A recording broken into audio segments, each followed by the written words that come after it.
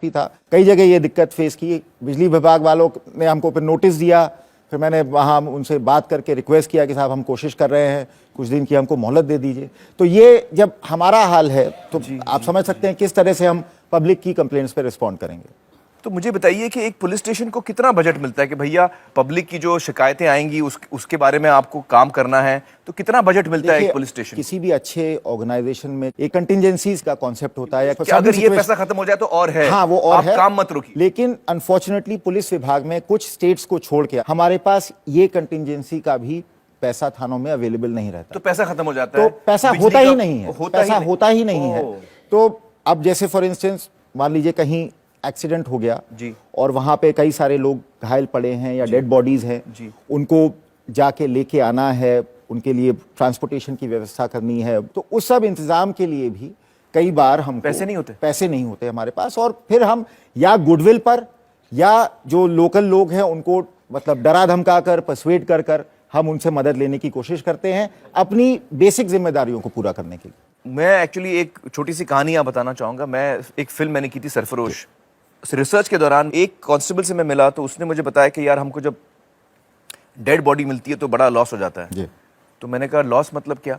तो उसने समझाया कि जब डेड बॉडी मिलती है, कभी पानी में होती है, तो हम पहले मछुआरों को पैसा देते हैं कि वो डेड बॉडी निकाले, और फिर हम उसको ले जाते हैं हॉस्पिटल, वहाँ जो पोस्टमार्टम होता है उसके लिए हम दारू देते हैं या पैसा देते हैं, वरना वो करता नहीं पोस्टमार्टम। फिर हम अगर वो अनक्लेम्ड बॉडी है, कोई उसको लेने नहीं आया बॉडी को, तो उसके लिए हम फिर उसका जो लास्ट राइट्स हैं, क्रियाक्रम करना है, दफनाना है, जो भी है, उसके हम पैसे देते हैं। तो मैंने कहा तो आप जो पैसे देते हैं फिर आपको पुलिस स्टेशन से मिलते होंगे? तो उन्होंने कहा नहीं नहीं नहीं, बड़ा साहब बोलता है तुमको बॉडी मिली, तुम उसका पैसा भरो। बिल्कुल सही बता रहा हूँ। दूसरा उदाहरण मेरे सामने ये आया कि उसने बोला कि भाई जब हम किसी आरोपी को हम कोर्ट ले जाते हैं तो बस में ले जा रहे हैं, वो बस के पैसे नहीं होते हमारे पास, तो हम उसको बोलते हैं तुम पैसे दो। अगर वो पहली दफा आरोपी है तो वो दे देता है, अगर वो सीजन्ड है, थोड़ा मतलब अनुभवी है, तो बोलता है मैं नहीं दूंगा, तुम दो। तो ये सच्चाई है, ये बिल्कुल सच्चाई है। That's how it works. तो जो राज्य सरकारें हैं उनको भी पता होगा कि भैया हमारे पुलिस स्टेशन कैसे चलते हैं, कैसे नहीं चलते हैं, तो वो फिर ये सारी सुविधाएं देते क्यों नहीं पुलिस स्टेशन को, ताकि पब्लिक का काम ठीक से हो। पुराने जमाने में राजा महाराजा जो हैं शिकारी कुत्ते पालते थे। अंग्रेजों ने भी अपने राज में जो पुलिस की जो कल्पना की वो इसी तरह से की कि पुलिस जो है वो ब्रिटिश राज का शिकारी कुत्ता बन के काम करेगी। और कुछ हद तक वो टेंडेंसी जो है इंडिपेंडेंट इंडिया में भी आई है।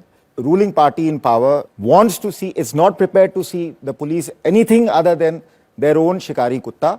शिकारी कुत्ते को भूखा रखो, उसको उसी तरह से पालो, ताकि जब आप कहें, जब आप चाहें, आपके इशारे पर वो आम जनता पर या आपके विरोधियों पर टूट पड़े। ये मेंटालिटी है पुलिस के प्रति, रूलिंग एस्टैब्लिशमेंट की। जब तक पुलिस की वर्किंग की दिक्कतों का असली चेहरा पब्लिक के सामने नहीं आएगा, जब प्रॉब्लम ही नहीं समझ पाएंगे तो सोल्यूशन कैसे समझेंगे? अभिनव जी, ये तो बहुत ही गंभीर बात है।